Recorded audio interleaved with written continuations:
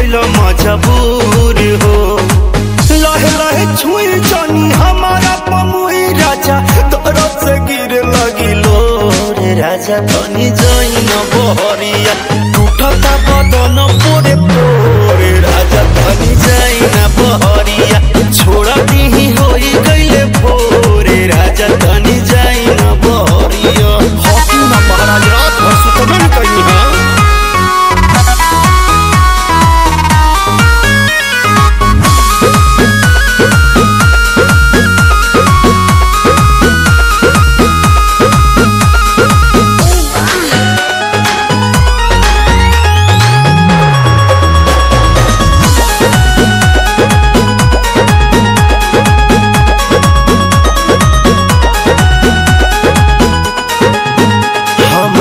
नया गवाना नया तकिया बिछवाना नया चोली के खोली तू बनवल खेलवाना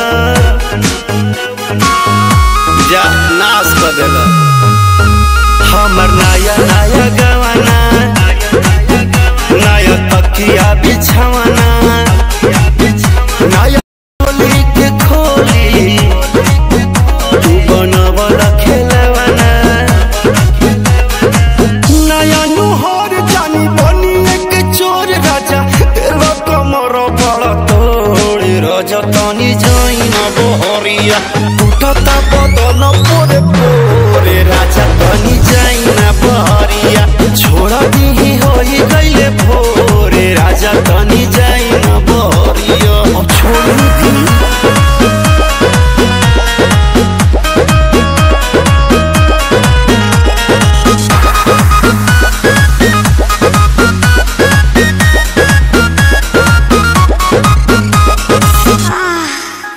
खाई गैला उठल लिया तोर दिल कन बलिया काट लेला बरियारी हमर से नियन गलिया।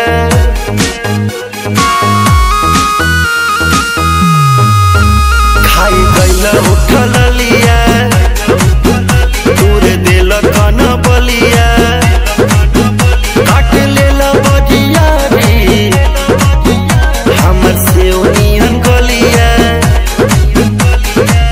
मारा जानी जोरे देह बाटे कम जोरे हमर फाटे लगी नस तोड़े तोड़े राजा तनी जाइन बहरिया टूटता बदन पोरे पोरे राजा तनी जाइन बहरिया छोड़ा दी होई गइले भोरे राजा तनी जाइन बहरिया। अखाजी बता हमरा के जाना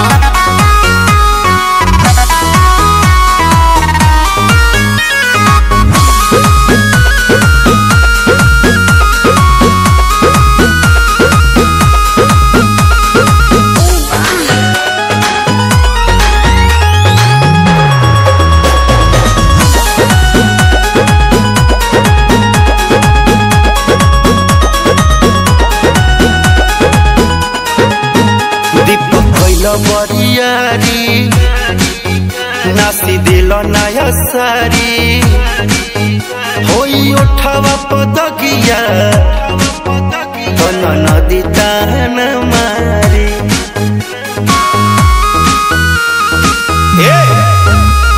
पकैला बरियारी नास दिल नया सारी होई उठावा पदगिया नदी ताना मारी मदन मनी से डियार राकेश से भी भइल नीरज मन थोरे राजा तनी जाइन बहरिया टूटता बदन पोरे